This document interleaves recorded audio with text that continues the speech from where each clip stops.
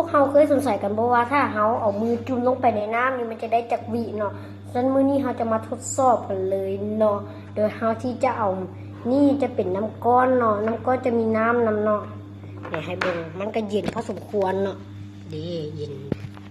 น้ำก้อนน้ำเด้นี่ดิให้รอเวลาบ่ซ่าฉะนั้นเราต้องมีการจับเวลาเนาะนี่จับเวลาของพวกเขานับจากเห็นบ่นี่เห็นบ่นี่0 นาทีเขาจะนับไปเนาะเขาจะมือเบื้องซ้ายเนาะจุ่มลงไปในนี่เนาะนับเวลาเลยคือไปแล้วเนาะรู้สึกตอนนี้ขึ้นมาเนาะเริ่มจุ่มๆไปมันก็รู้สึกเย็นๆเนาะเย็นตอนนี้ไปได้แล้ว10 วินาทีโคตรเย็นเลยพวกเขาเย็น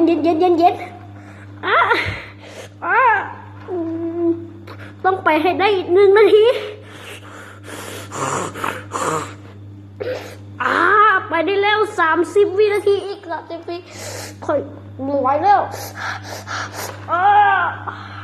หยุดเวลามือ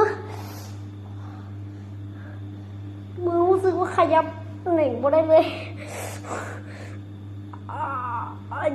เจ็บโอ้ยเจ็บแดงในมือทุกคนอาจจะไม่เห็นเนาะเพราะมันมีแสงเนาะตอนนี้เป็นยามกลางคืนมือค่อย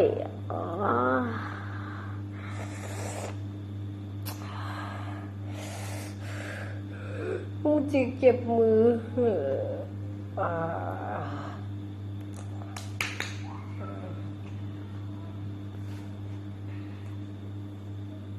เบิ่งจากการทดสอบแล้วเนาะได้พบว่าคนเฮาสามารถเอามือเบื้องซ้ายของพวกเฮายัดลงไปในโถแก๊สที่มีน้ำก้อนเนาะและเย็นเนาะไปได้เป็นเวลาเท่าใดคิดเบิ่ง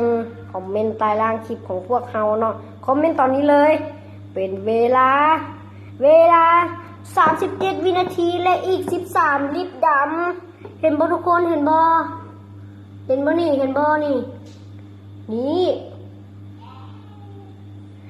37 วินาทีและ13 ลิตรด่าเนาะลิตรด่านั่นแหละเนาะโอ้โหก็ถือได้ว่าเป็นคลิปที่มีสาระหน่อยนึงแล้วก็คนเฮาถ้าไผเฮ็ดได้หลายก่อน37 วินาทีและ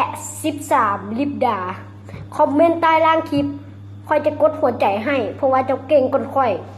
กดหัวใจเลย